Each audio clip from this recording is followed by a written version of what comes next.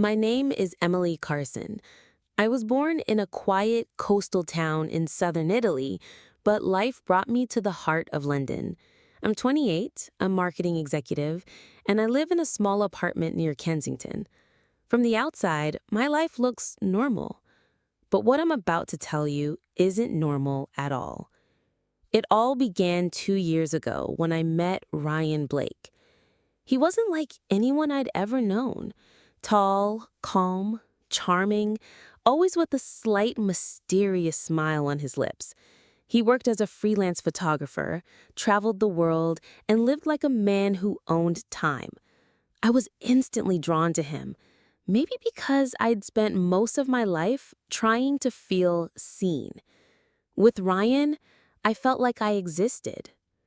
We met at a friend's art exhibition. I was there for business connections, but he was just there, leaning against a white wall, camera in hand, drinking cheap wine.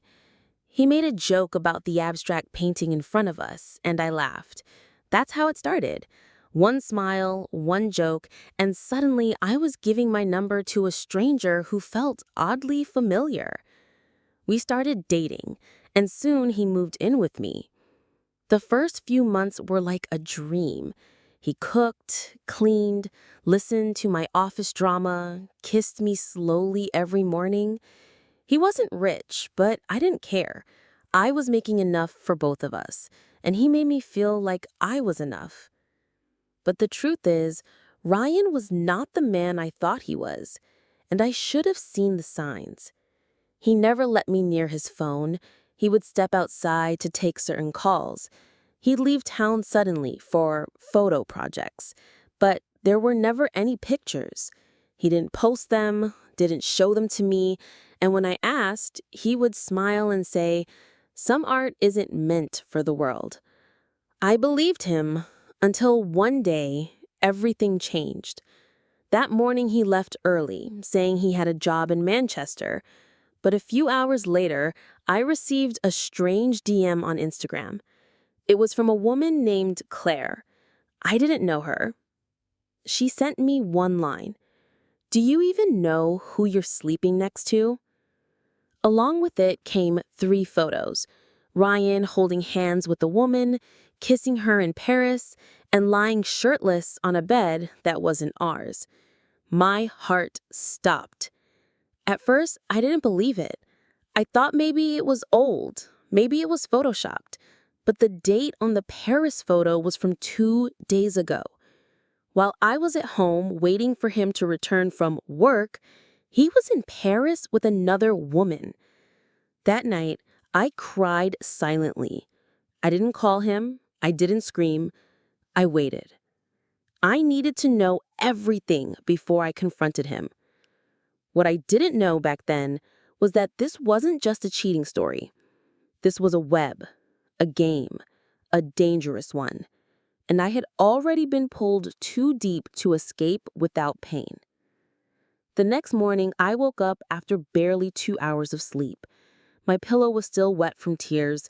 My mind was racing, my heart numb. I had always imagined that if someone cheated on me, I would break down. But I didn't. Not yet. Something colder was growing inside me. I didn't call Ryan. Instead, I replied to Claire. "Who are you? How do you know Ryan?" I typed with shaking hands. She didn't answer for almost an hour. Then finally, I saw 3 dots blinking, and then came her message. "I'm his fiancée. We've been together for 4 years." My vision blurred. Fiancé? 4 years? That was even before I met him. My knees felt weak. I asked her to prove it. Within minutes, Claire sent me screenshots, a photo of them at her birthday dinner, a video of him in her apartment playing guitar, plane tickets to Paris, a message from Ryan that said, "Can't wait to marry you soon. Emily's just a client for a few weeks." A client? I felt like someone had stabbed me in the chest. That's when the full weight of his lies crashed down. I wasn't the only one. I wasn't even special. I was just part of some game he was playing. I felt used, dirty, stupid. But then, something inside me changed. I didn't want to cry anymore. I wanted answers.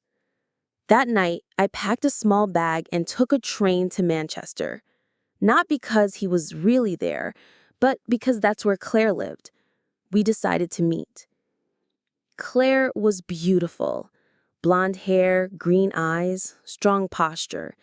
But I could tell she had been crying too. We sat at a small cafe downtown. For a moment, we didn't speak. Then she whispered, "I thought I was going to marry him." "I thought he loved me," I replied. We talked for 3 hours. Turns out, Ryan had a history of this. Claire wasn't the first woman he'd betrayed. There were others, 2 in Berlin, 1 in Lisbon, another in Stockholm. All smart, independent women. He had a pattern. He moved from place to place, woman to woman, always with some charm, some perfect excuse. A master manipulator, a fraud. But what shocked me most was what Claire said next. "He's not just lying about love," she said. "He's lying about who he is. His real name isn't even Ryan Blake." My mouth fell open. "What do you mean?" "She's been using a fake identity. Once I found a bank slip in a different name, Alexander Doyle. When I asked, he flipped out, said it was a mistake. I let it go. A fake name, a fake life, a fake man. Now it all made sense. The secret phone calls, the sudden trips, the fact that he never posted online, never let me tag him, never let me into his world. Because he didn't just have one world. He had many. And each one was built on lies. Claire and I made a decision. We wouldn't just walk away quietly. We would expose him. But we had no idea that Ryan, or Alexander, whoever he really was capable of things much worse than betrayal. And soon, we would learn the dark truth behind everything he had hidden from us.